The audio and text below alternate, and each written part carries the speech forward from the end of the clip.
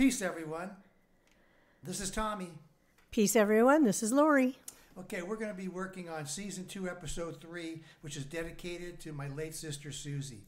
And I'm going to let Lori start off with this, and then I'll come in with my interjections. Okay, sweetheart? Take it. All righty. Well, first of all, once again, thank you for listening to Tommy Garcia's podcast, Dignity and Respect.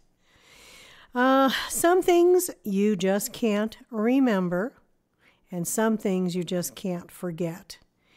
All the stories that Tommy and I talk about are 100% true. The events are real events as experienced and remembered. Most times conversations are exact words.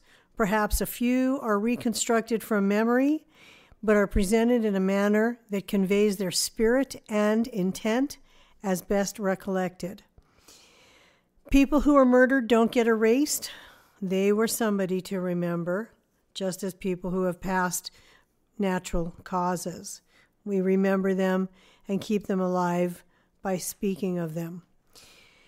Suzanne Christina Garcia, my sister-in-law, who I never did get an opportunity to meet, was born August 25th, 1958.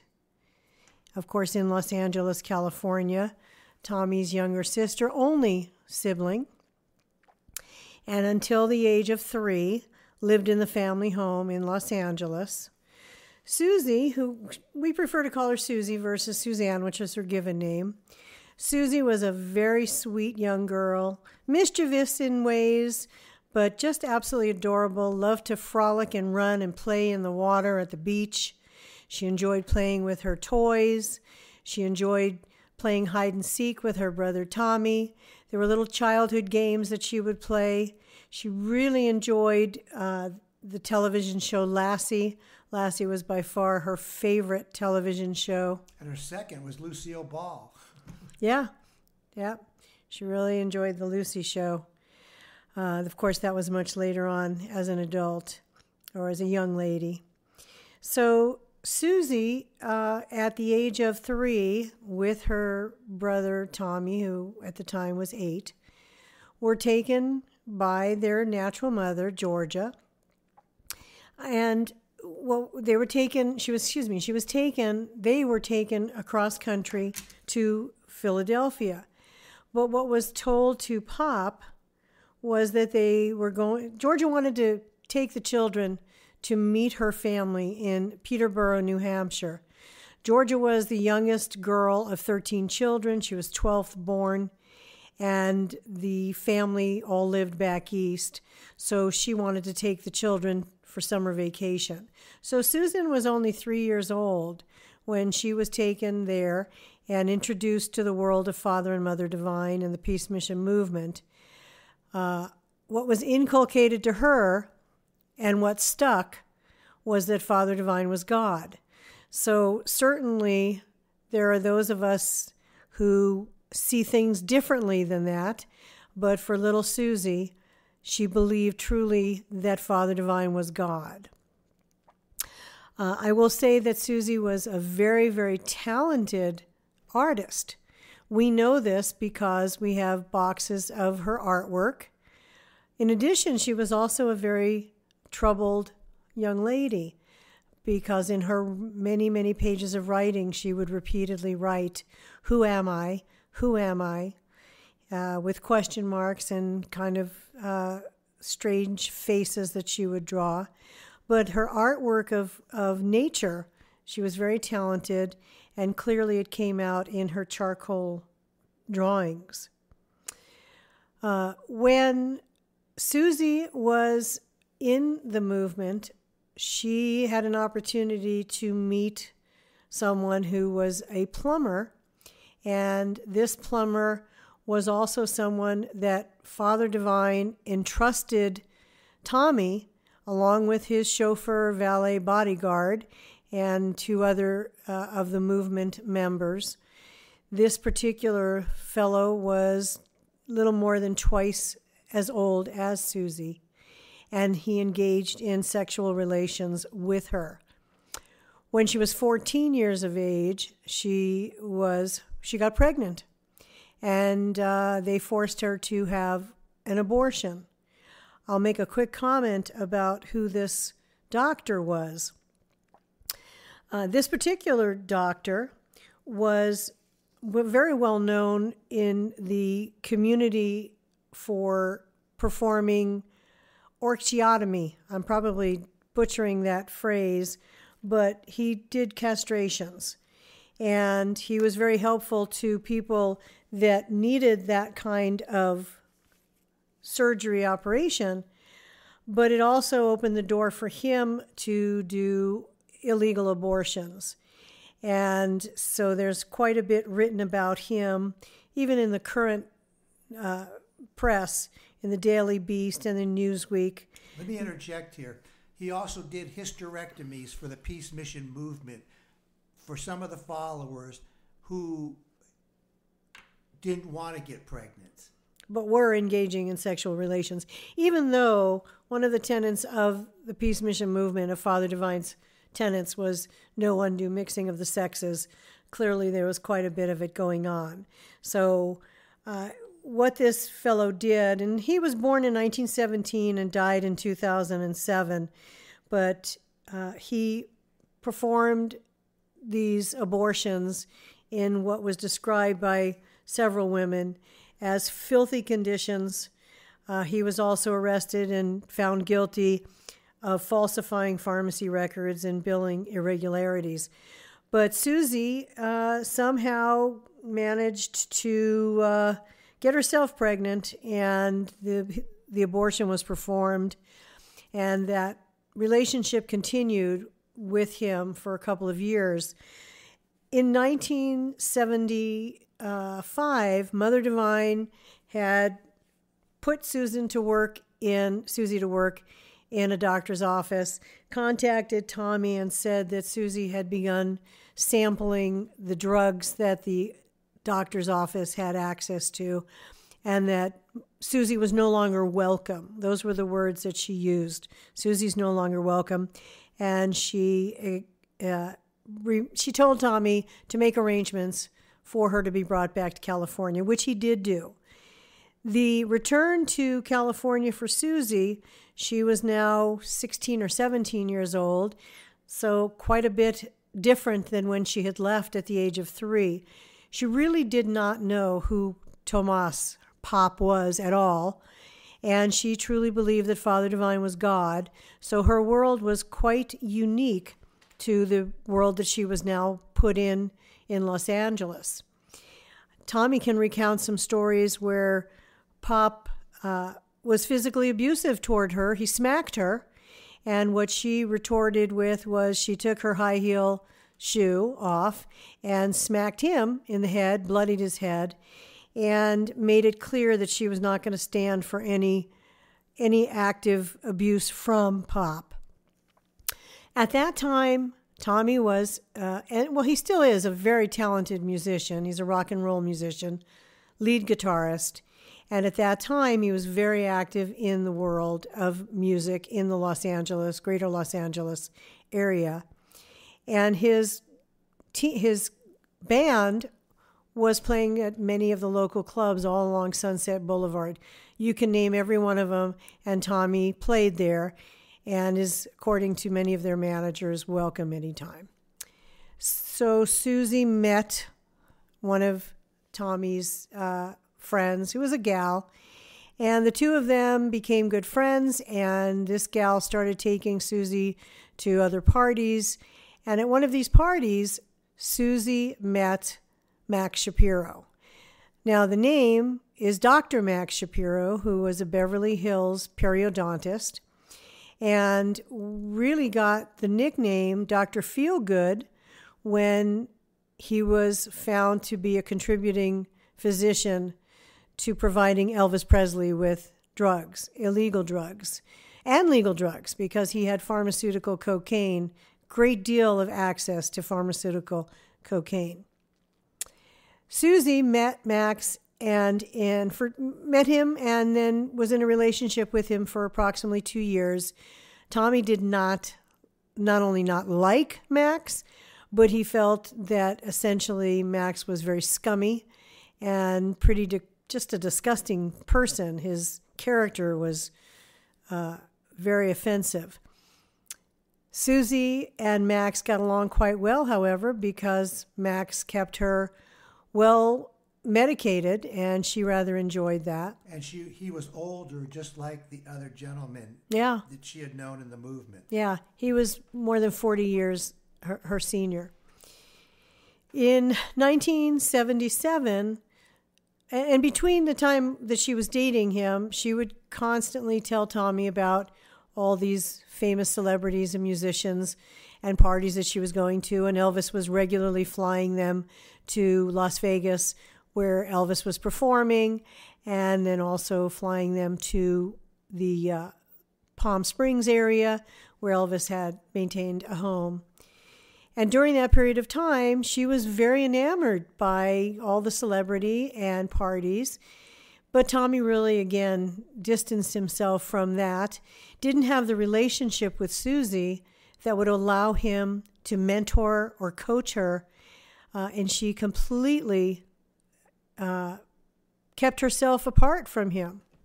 She really didn't want any of his input or advice due to the fact that when she was in Philadelphia, she was pretty much told there were 3 or 4 other girls that were living in this property that were all managed by the Peace Mission movement. They had one housekeeper, and they were jealous of how Tommy was treated.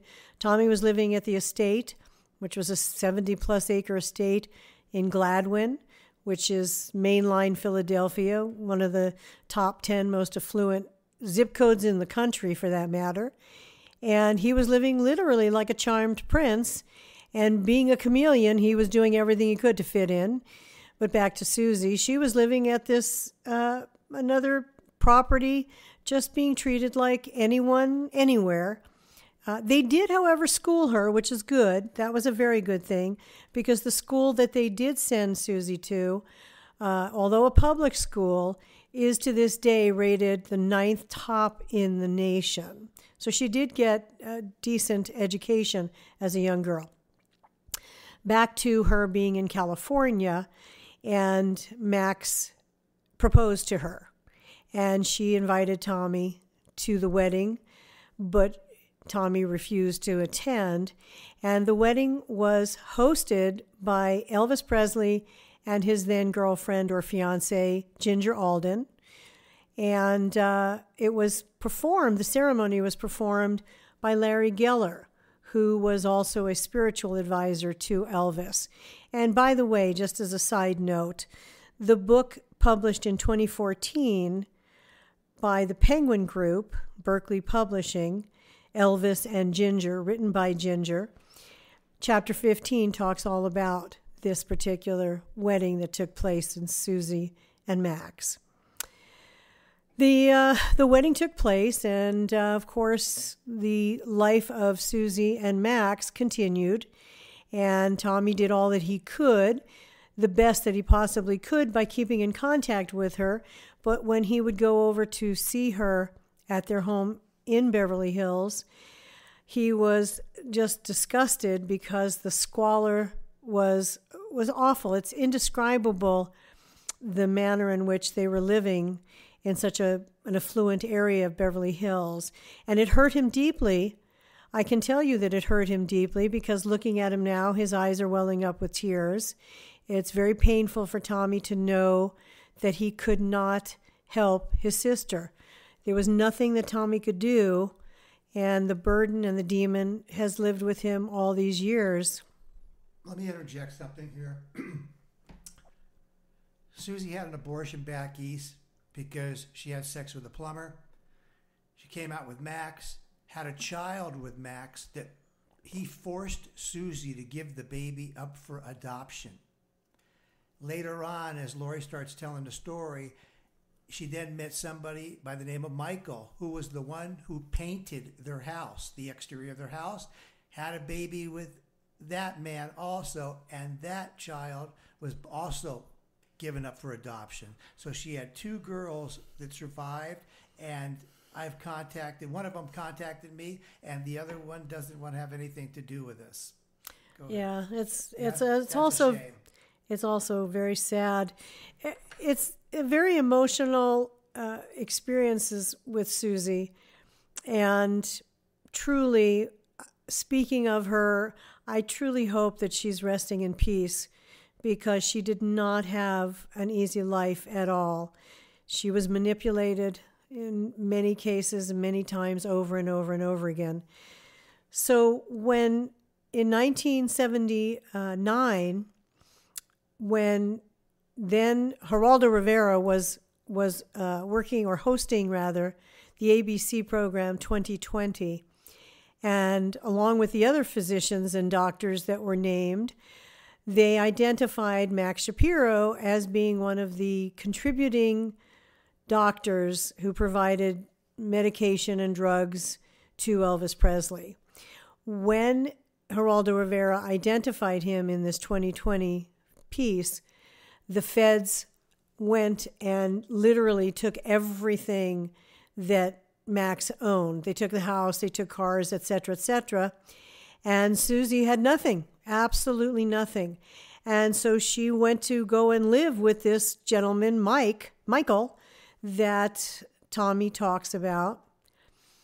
Then in 1993, she was living with Michael in an apartment in Van Nuys, California, down the street from Don Drysdale's bar called The Dugout.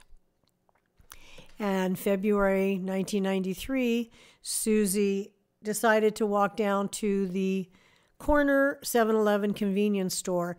She wanted to pick up some milk for breakfast, and she had a headache, so she was going to pick up some Excedrin. And we know this based upon what the detectives have told us.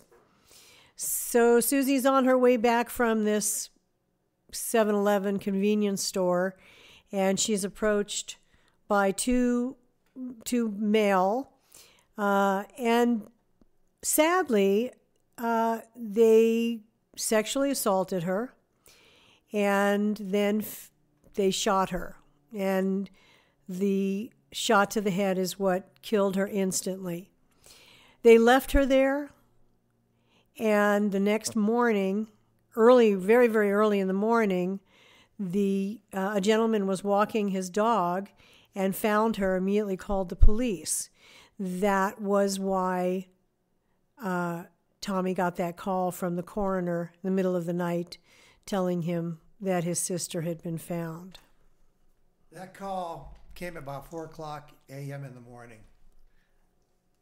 And when I heard the gentleman say that he was the coroner, I knew it was about my sister. And I said, do I have to come down to identify her? And he goes, no, we already have fingerprint records for one time when she'd been arrested for DUI. And she didn't even have a driver's license. She never even learned how to drive. At that moment, I went into the bathroom and splashed water in my face and looked in the mirror. And all of a sudden, that mirror looked cracked, like those eyes of Louise Shell, a.k.a. Shepherd, the woman I told you that was the recruiter for Father Divine. And in that moment, I looked back at her life. And remember her running along the beach, going to Knott's Berry Farm with us, going to Disneyland, going to Pacific Ocean Park, just having the most wonderful times. Lori, like Lori said, she was so mischievous, but she was always so loving and happy. And I saw that her life was lost. She went from the frying pan into the fire. Never had a chance in life. At 3 years old, went into a cult. The cult kept her away from the outside world and only taught her everything that was supposed to be godly and good about them. But look what happened to both of us. We were both sexually molested. I only once, thank God, but her multiple times, over and over and over again, to actually believe that the sexual abuse was a relationship she was having. That's how cults work, many of them. What happens in the outside world and the laws have nothing to do with what they do on the inside of those walls. Okay, taking a breath here. and recognizing that Suzy's talent, besides being an adorable little girl, her talent was in art, and she would draw. And we have several boxes of her artwork. She did a lot of charcoal work, and they're just beautiful, just really nature. She captured nature beautifully. Her writing, though, was very disturbing because she was trying so hard to learn who she was. It was dark. And very dark, and she kept repeating, "Who am I? Who am I?" And unfortunately, the decisions and the choices that she continued to make just put her in a bad place. Let me make a comment here. If anyone out there is going through anything like what my sister did and you can't tell anybody, you have to bring it up to the surface. You have to talk about it with someone to help you get this off of your shoulders and out of your heart. It hung with her. Everything that happened to her in the movement lived with her until she died. The movement never told her how to act in the outside world, that you don't go for milk and headache at 12 o'clock midnight by yourself on a dark street. She just didn't have that knowledge after all the drugs she did and the people she was with. She was oblivious to all of that. She just thought she was just going to go down the store, and that ended her life just like that. Yeah. So what we come to say at this time, that people who are murdered, they don't get erased. People who pass away from unnatural causes don't get erased, just as people who pass away from natural causes don't get erased. They are people to remember, and we talk about people, keeping them in our hearts to keep them alive. And we hope that your thoughts of Suzy are positive. She was a terribly wayward soul and very, very sad, but she really was a beautiful young lady, physically beautiful young lady, but in her true heart of hearts, she loved animals, she loved nature, she loved music, and she loved dancing. Now, Mother Divine said how much she also had loved Suzy, but Mother Divine lied when she said that the reason Suzy was kicked out of the movement was because she got into drugs. That wasn't the reason. The movement found out that she got impregnated by this plumber, and she was having sexual relations with him, and they were afraid the authorities were going to come in there and probably arrest them all.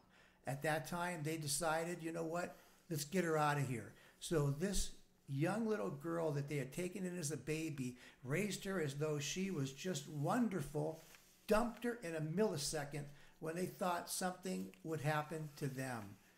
Complete selfishness in themselves and not trying to take care of Suzy and just getting rid of the plumber and trying to raise her properly, that didn't work. That right there changed her life forever.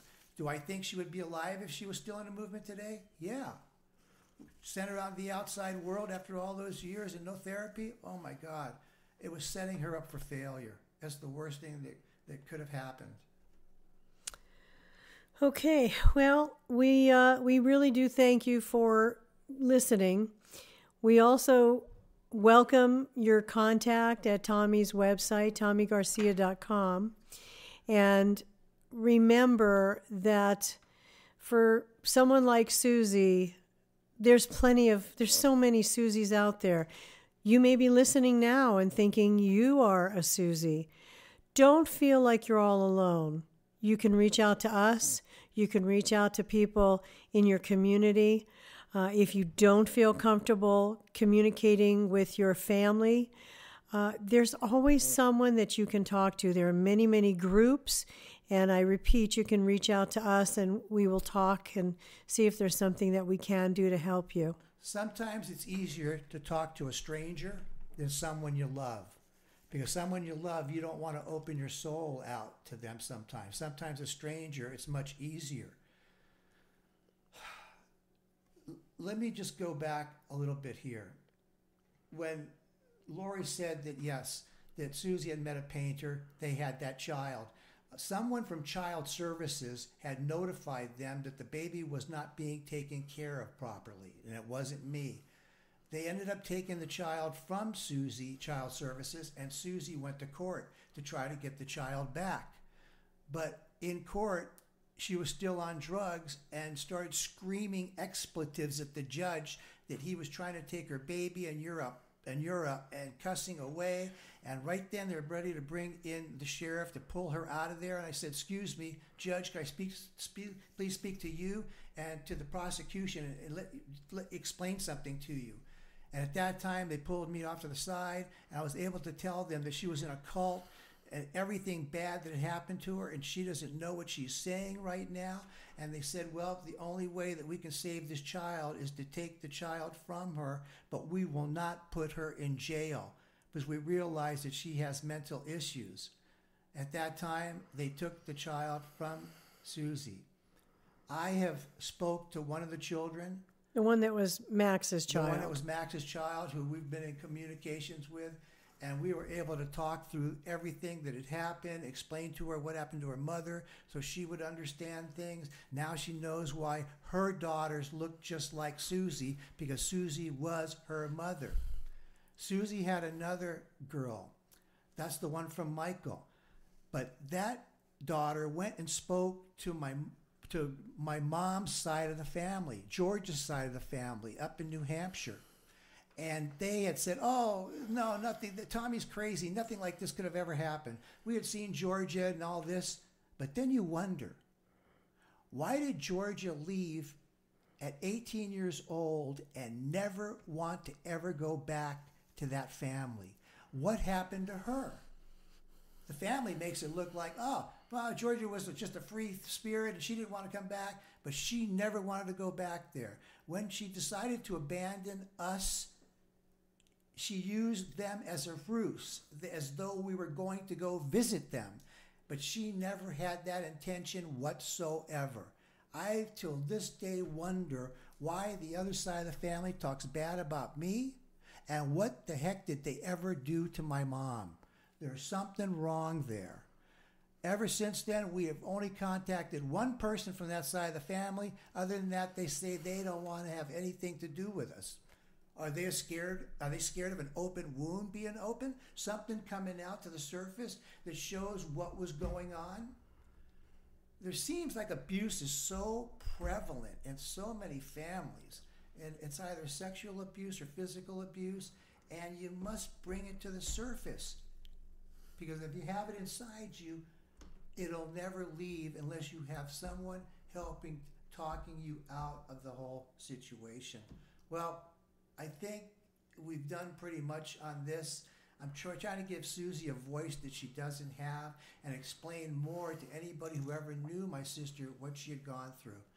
Go ahead, sweetheart. Yeah, I just want to make mention that all the conversation about Suzy believing the Father Divine was God, it's really important to know that on one of Tommy's first private meetings with Father Divine said, Tommy, I'm not God, which of course Tommy's response was, I know you're not. I was baptized and confirmed a Catholic. It's sort of a joke and it sort of isn't. But Father Divine's words were, there is no reason to disappoint the followers and the members of the congregation.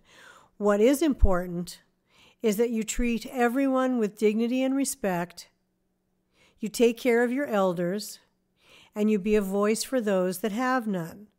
So Tommy's position in life of treating everyone with dignity and respect is not just lip service. It is legitimate. It is how he is and who he is. It's evidenced in everything that he does, in our business, in our personal life. Being a voice for those that don't have one, it isn't just for Suzy, although certainly Suzy is the one that is closest to his heart. But also Georgia, we will never really know what Georgia's reasons for doing what she did and how she did it. We'll never know. We do know from conversation and letters received that there was bad blood between the family on the maternal side. We also know that the Garcia family had their issues as well. So we'll never really know, because no one is alive to tell Tommy what their modus operandi, why they did what they did. What we do know is what Father Divine told Tommy, and that he was chosen by Father Divine. As Tommy said, it was to thwart the aggressive advances of Jim Jones. Jim Jones had met Father Divine, or had learned of Father Divine, and that episode will be coming soon. We look forward to the opportunity to present more of the podcast, Dignity and Respect, and we wish you all peace and happiness and good health. I have one closing comment. The comment about Father Divine telling me that he was not God. Why did he tell me that? Because when Father Divine brought me to the movement, only 3 people within the movement knew why I was there. Nobody else knew why I was there. And so many of these fanatics that were in this movement would scream at me off and on. You don't believe Father Divine is God. You don't believe Father Divine is God. Why are you here? And I said, because he asked me to be here. No, you shouldn't be here. You don't believe he's God. I went and talked to Father about this and explained to him what the followers were telling me. And at that time is exactly when he made that comment to me. And I knew right then that he was not God, but he was taking care of me, and he was being the father that I really needed in my life. Okay, everybody, peace out. We'll see you on the next episode, episode 4. Stay safe, everybody.